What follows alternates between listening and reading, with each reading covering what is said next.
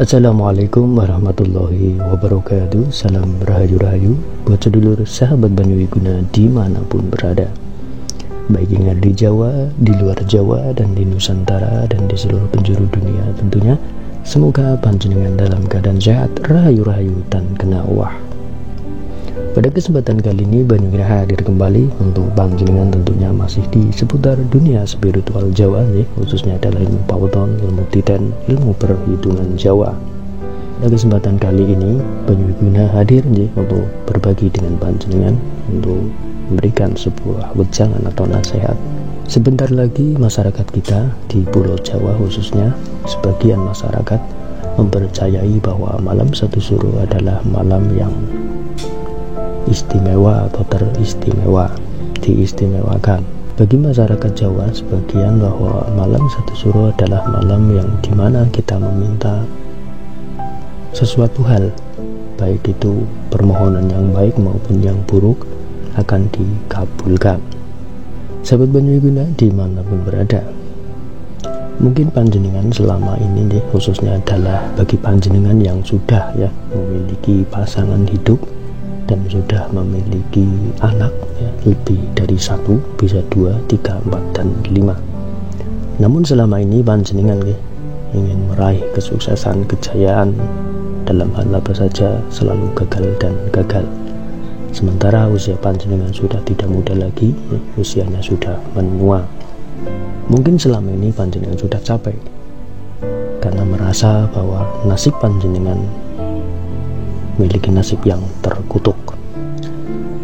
Nah, bagaimana tidak bahwa panjenengan sudah capek merasakan bahwa nasib panjenengan ini nasibnya terkutuk, selalu sial dan sial.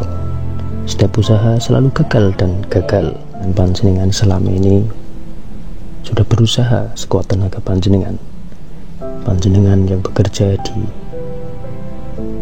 dunia pembangunan, baik itu kenek, mandor, tukang, kemudian pemborong, panjenengan ketika melihat sahabat panjenengan yang satu profesi ini utaknya panjenengan jomplang. Bagaimana tidak jomplang? Usahanya sama, tukang bangunan, sama-sama sebagai kuli, anaknya jumlahnya sama, namun saudara panjenengan, teman panjenengan mampu punya sesuatu hal yang lebih, sementara panjenengan merasa selalu kurang dan kurang. Hal apa penyebabnya? Dan mungkin saudara kita seorang PNS, sama-sama PNS, gajinya sama. Yang satu anaknya 5 dan panjenengan anaknya cuma 2. Namun yang anaknya 5 ini mampu menyekolahkan dan sampai kuliah, sampai sukses. Sementara panjenengan yang anaknya 2, anak madul kabeh, kehidupan panjenengan juga selalu gagal. Hal apa ini penyebabnya? Dan juga bisa jadi panjenengan seorang pengusahawan atau pengusahawati, usahanya dagang di pasar, buka kios atau maklaran atau pengusaha dealer dan sebagainya. Melihat teman panjenengan, sahabat-sahabat panjenengan yang kerjanya sama namun dilihat lebih nikmat, sementara panjenengan sekarat. Mari kita ulas satu persatu sehingga panjenengan nanti tidak gagal paham. Karena sebentar lagi sekali lagi kita akan masuki di malam bulan satu suro. Sebagaimana kepercayaan orang Jawa, setiap proposal, setiap doa akan dikabulkan, baik doa yang baik maupun doa yang buruk. Ini adalah kepercayaan bagi masyarakat Jawa sendiri. Di sebagian masyarakat Jawa mempercayai di malam satu suro sebuah doa akan dikabulkan, baik doa yang buruk untuk mendoakan orang-orang baik maupun mendoakan orang-orang agar celaka di bulan satu suro ini diyakini sangat ampuh dan luar biasa. Maka tidak ada salahnya ketika panjenengan mencoba di bulan satu suro nanti untuk berusaha mendoakan diri panjenengan agar jauh lebih sukses. Sahabat Banyuwiguna dimanapun berada, mari kita ulas saja langsung. Konten ini saya buat khususnya adalah untuk para sahabat Banyu yang sudah memiliki pasangan hidup dan usianya sudah tidak muda lagi, merasa bahwa diri panjenengan sudah berusaha sekuat tenaga, pikiran, waktu dientekaken, dihabisaken untuk melawan nasib panjenengan, yang merasa bahwa nasib panjenengan adalah nasib yang terkutuk, yang selalu sial dan sial. Sahabat Banyu dimanapun berada, coba hari ini panjenengan belajar bahwa anak panjenengan ini jumlahnya berapa. Biasanya hal inilah yang menyebabkan usaha panjenengan selalu gagal dan gagal. Kesuksesan dalam pandangan masyarakat kita adalah seseorang yang memiliki rumah mewah, mobil mewah, punya sawah ya. Bagi seorang yang beragama Islam tentu ya harapannya adalah mobil mewah, rumah mewah, dan punya tanah ya, sawah, dan bisa hadir ya, terbang ke Mekah. Itulah orang-orang yang sukses bagi orang Islam. Tentu berbeda dengan orang-orang Kristen, Hindu, dan Buddha. Intinya dalam pandangan umum orang yang sukses adalah memiliki fasilitas yang serba mewah. Inilah kesuksesan. Sementara orang umum, pandangan umum tidak tahu bahwa pelakunya memiliki hutang yang numpuk. Puyeng yang buka yang apa, ngaten sih. Itu disebut sukses bagi mereka. Bahkan ada yang gajinya numpuk namun masih korupsi. Artinya di sini adalah mereka sebenarnya masih miskin, ngaten sih. Belum sukses, ngaten sama ya. Dan pada kesempatan kali ini nanti akan agak panjang video ini karena ulasannya panjang banget, tapi ya kita ulasnya santai saja nih. Sahabat Banyu dimanapun berada, mungkin panjenengan ya pada hari ini masih punya hutang banyak ya, semoga disegerakan untuk bisa mampu diberikan kesehatan, kewarasan, dan mampu menyelesaikan yang melunasi hutang-hutang panjenengan dan hutang kami juga banyak, juga saya juga punya hutang. Mari kita ulas nih. Coba ketika panjenengan sebagai orang tua ya selama ini rasakan ya, khususnya adalah orang tua yang memiliki anak lebih dari satu ya, bisa 2, 3, 4, dan 5. Kira-kira bagi panjenengan sebagai seorang ayah itu ada tidak dari anak panjenengan itu semua panjenengan sayangi? Bukan hanya ayah tapi ibu juga nih. Coba dari kesekian anak yang panjenengan miliki, tentu panjenengan akan menyayangi mereka. Namun ada tidak si ayah lebih condong sayang yang lebih ke anak nomor 1 misalkan, kemudian si ibu lebih menyayangi anaknya yang bontotan gitu, dan yang lainnya disayangi namun tidak begitu ngertel, ngaten sih. Ini lumrah dan wajar ya, setiap orang tua memiliki rasa yang seperti itu. Namun tahu tidak panjenengan, penyebab usaha panjenengan selalu gagal, itulah penyebabnya. Boleh lumrah dan wajar panjenengan menyayangi anak-anak panjenengan dan memilih bahwa anak yang pertama atau yang kedua lebih panjenengan sayangi. Itu lumrah, seorang ibu pun sama, seorang ayah pun sama memiliki hal yang seperti itu.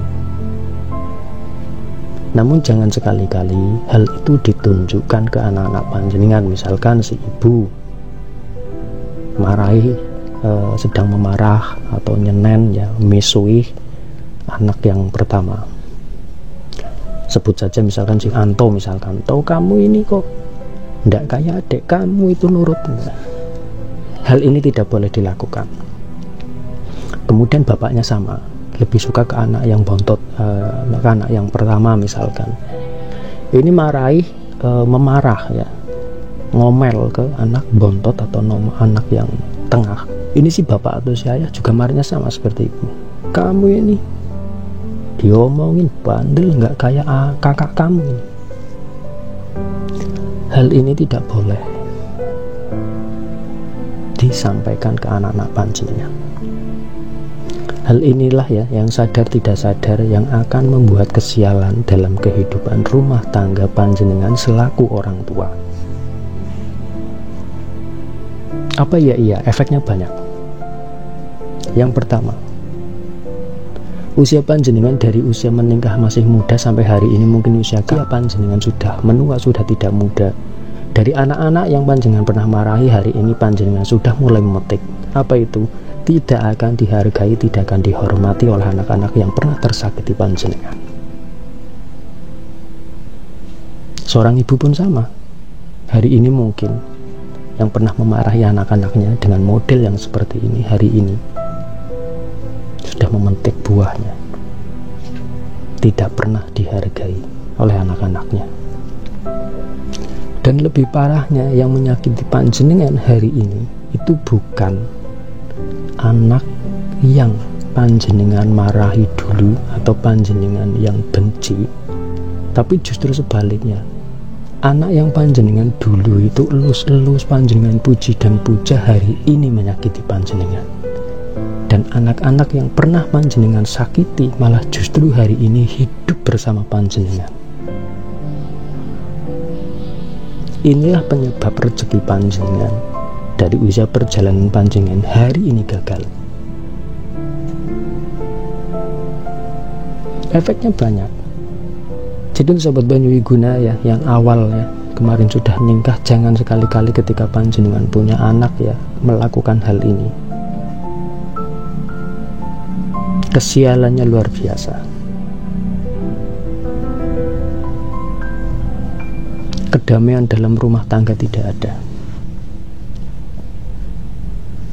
Karena rumah yang sering gegon atau sering padu tukar itu tidak akan dimasuki malaikat rahmat. Ini dalam ilmu pesantren, ilmu-ilmu kiai ngaten.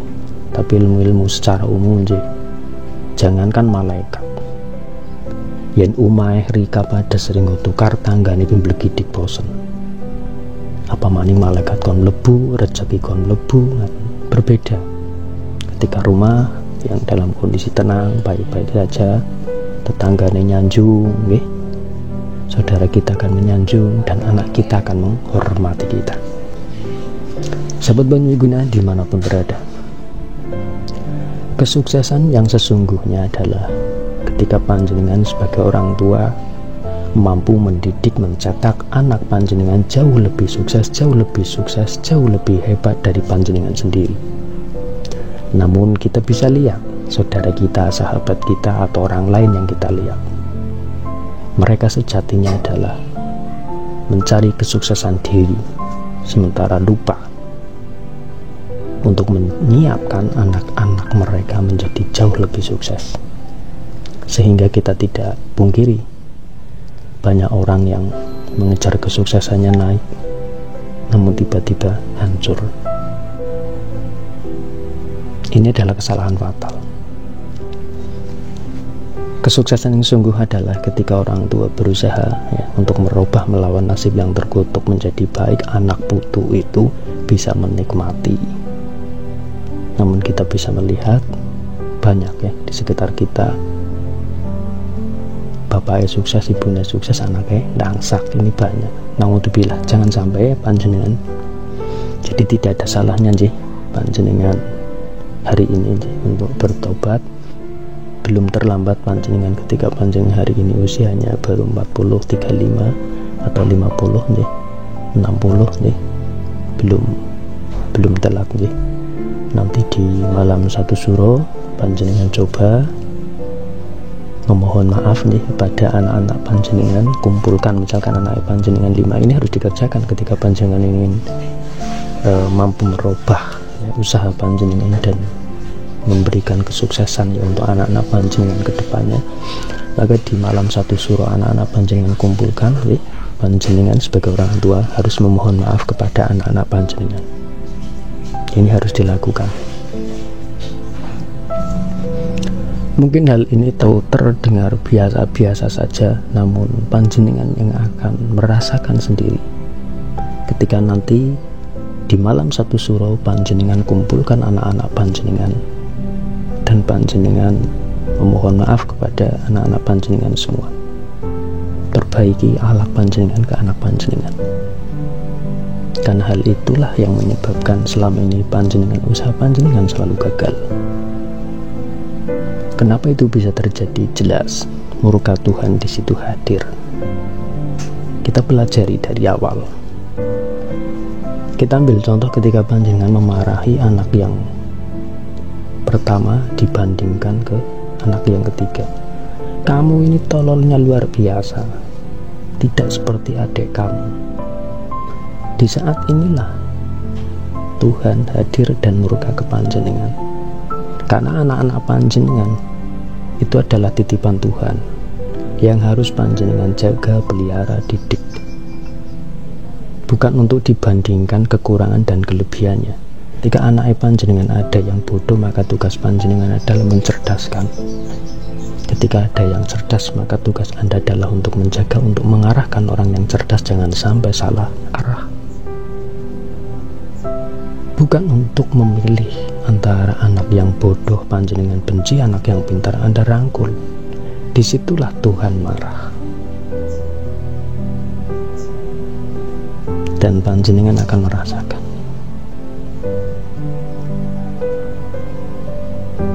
Bahkan mungkin hari ini juga ada yang sudah merasakan memetik buah karyanya. Anak yang dulu panjenengan benci hari ini justru malah merawat panjenengan. Sementara dulu yang pernah anaknya dipuja, disanjung, hari ini mungkin sudah menikah dengan orang Kalimantan. Ketika panjenengan di Jawa, maka pasangan hidup anak panjenengan di Kalimantan jauh tidak ngurusi panjenengan. Namun sebaliknya, anak yang dulu panjenengan benci hari ini sudah dewasa, sudah bisa bekerja dan sering mengulurkan hasil upeti untuk panjenengan. Seharusnya Anda sakit. Nah, hari ini belum terlambat.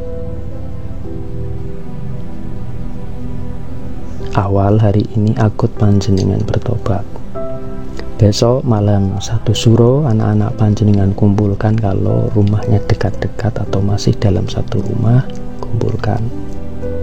Panjenengan sebagai orang tua wajib memohon maaf, kemudian belajar berjalan untuk bersifat adil ke anak-anak panjenengan. Percayalah, murka Tuhan tidak ada. Nasib baik akan menyertai panjenengan. Paham sih?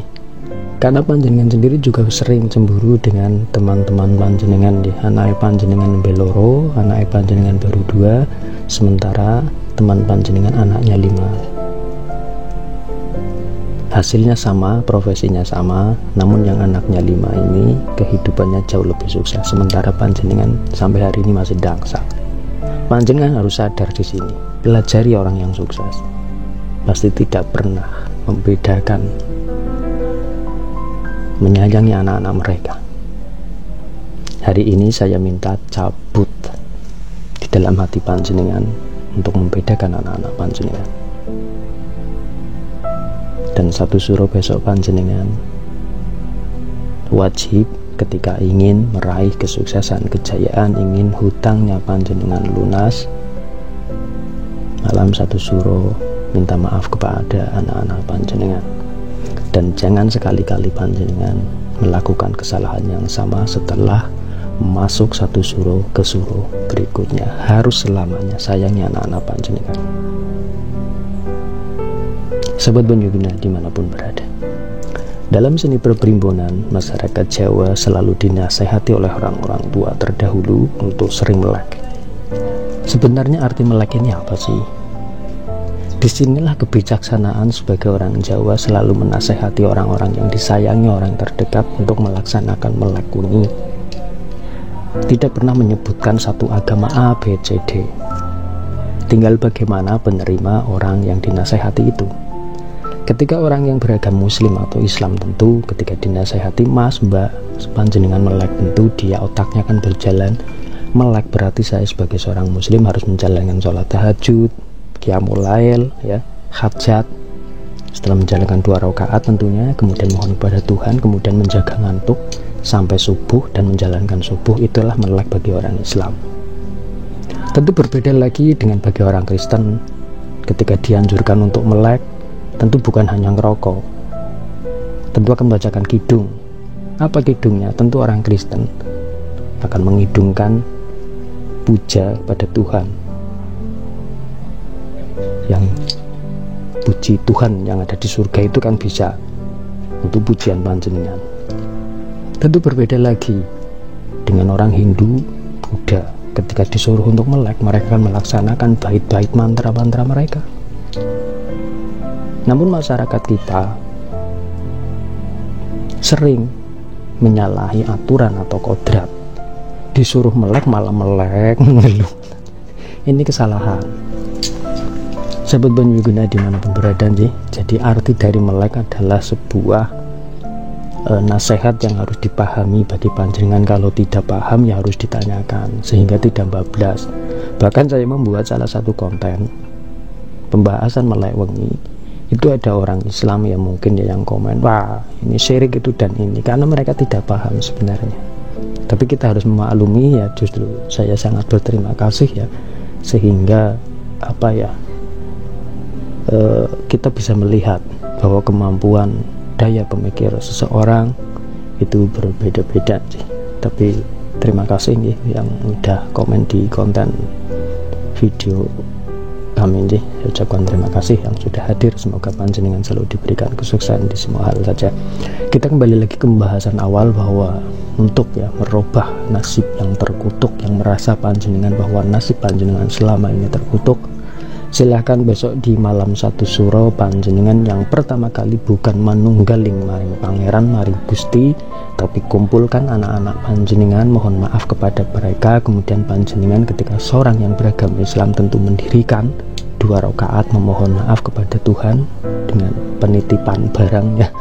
Anak-anak panjenengan ini kalau disebut barang tentu adalah titipan Tuhan yang harus dirawat, dijaga panjenengan. Memohon maaf kepada Tuhan selama ini panjenengan mendidik, merawat titipan Tuhan ini salah. Paham sih? Setelah itu ya, tentu sebagai orang Islam ya, menjaga melek ya, dari malam sampai subuh, setelah subuh baru tidur, dan dijaga sampai suruh berikutnya, jangan sampai melakukan kesalahan kembali. Rasakan perubahan pada diri panjenengan, usaha panjenengan akan jauh.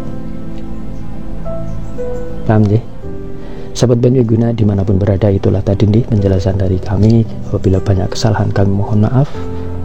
Bukan berarti saya menggurui panjenengan yang sudah pintar-pintar, bukan ya, hanya berbagi dari pengalaman yang pernah kami alami. Dan tentunya bagi yang percaya silahkan, dan bagi yang tidak percaya anggap saja sebagai hiburan. Dari Banyu Wiguna sendiri tidak pernah memaksakan dengan apa yang saya sampaikan agar panjenengan percaya. Semua kita kembalikan kepada Tuhan yang Maha Kuasa. Hormati perbedaan dalam berpikir dan berkeyakinan. Dari Banyu Wiguna, salam rahayu-rahayu tanpa batas, wassalam.